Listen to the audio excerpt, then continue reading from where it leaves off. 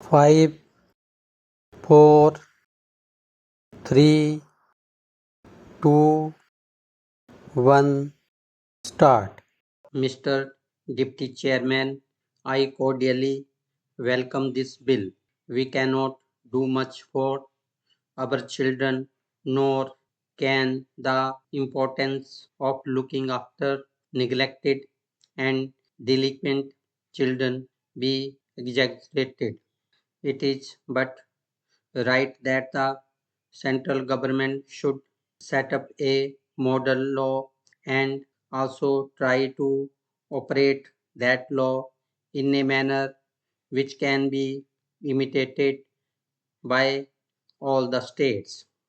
Therefore, whatever observations any one of us may have to make can only be with a view to improving the bill and making its provisions effective.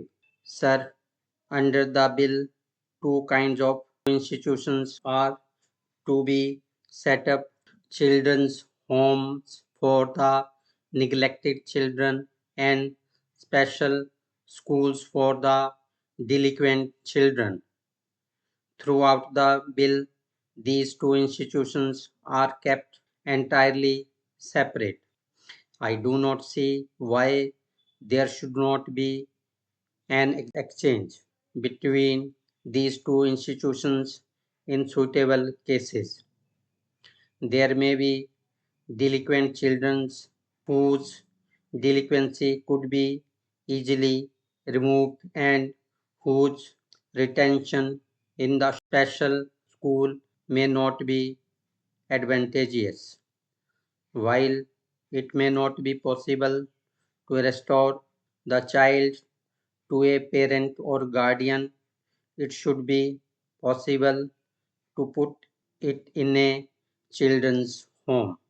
Similarly, some children in the children's home may prove nuisance and danger to the other children, and it may be worthwhile to remove those children to the special school.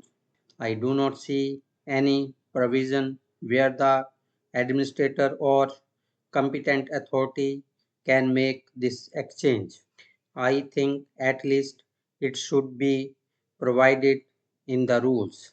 There is a provision about religious denomination in special schools, but I do not see why a similar provision has not been inserted so far as the children's homes are concerned.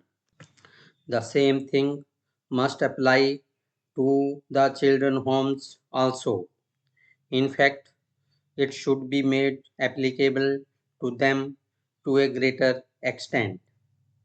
I believe that so far as the children's homes are concerned, it is not so wise for the state to have its own homes, but they should encourage charitable institutions like the Ramakrishna Mission to start homes under their assistance, because if the state directly undertakes this task, it must have a sufficient number of institutions and sufficient resources at its disposal to do the work thoroughly throughout the state. I do not know if any authority will get the financial resources to apply this bill immediately. Therefore, that territorial authority will have to do the work bit by bit. Further, I find that there is no provision here for financial assistance to homes which are run by private non-official institutions. If a child is entrusted to some private individual who is willing to take charge of him, I think that will be the most satisfactory method of looking after the child. If there are such persons and if they are poor, there is no reason why the state should not assist them. Of course, you have to have a proper supervising agency to see that the child is being looked after well and is being treated well. But subject to this condition, there should be an effort to put as many children as possible in homes, especially in homes where there are no children, where they can be looked after well as their own children, and if poor people are willing to take them, they should be assisted. A multiplicity of methods is required for this purpose, and it is not a question of either having state homes or nothing at all. Sir, to run the children's home and the special schools, a special type of individuals is needed. It is necessary to select people who are psychologically fit to deal with these children. It requires a great deal of affection and patience to deal with these delinquent children. They should understand the minds and souls of these children.